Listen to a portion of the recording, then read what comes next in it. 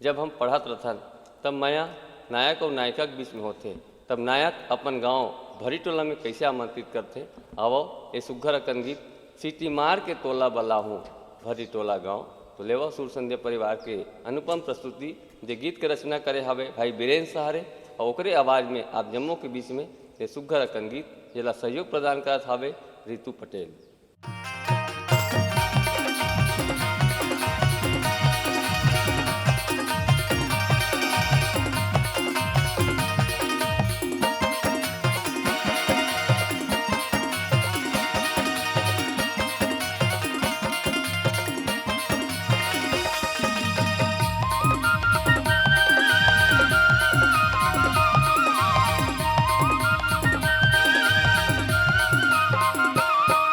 कपार के तोला बनाओ, सिटी मार के तोला बनाओ, कपार के तोला बनाओ, सिटी मार के तोला बनाओ।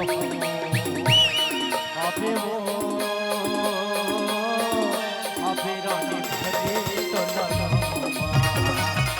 अबे वो अबे रानी भरे तोला सिटी मार के बोला बोला कपार के बोला बोला सिटी मार के बोला बोला आहोगा आहोगा तोला आहोगा आहोगा जबरी तोला।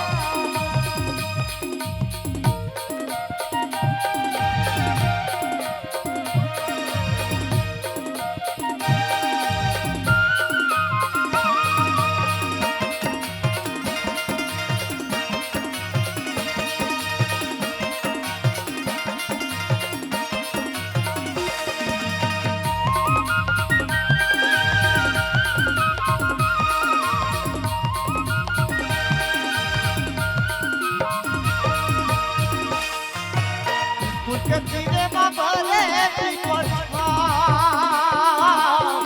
उनके तीरे मारे पीपल पूछते आवे वो बिरे दे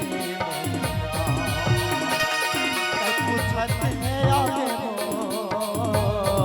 बिरे दे कपार के बोला बोला सिटी मार के बोला बोला कपार के बोला बोला सिटी मार के बोला बोला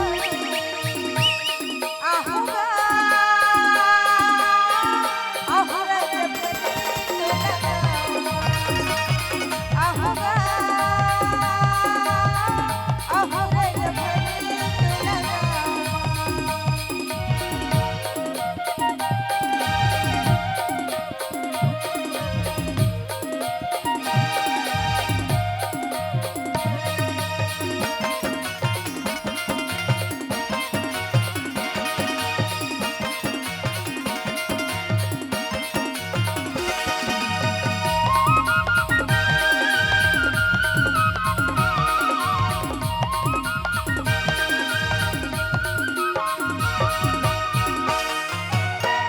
लगे चाहो रुपया हजार पैसा लगे चाहो रुपया हजार लेकिन मेला आवे वो एक डबेरी बजा लेकिन मेला आवे वो एक डबेरी बजा। कपार के बोला बोला सिटी मार के बोला बोला कपार के बोला बोला सिटी मार के बोला बोला आहोगा आहोगा जबरी तोला आहोगा आहोगा जबरी तोला। कपार के तोला बनाओ, सिटी मार के तोला बनाओ।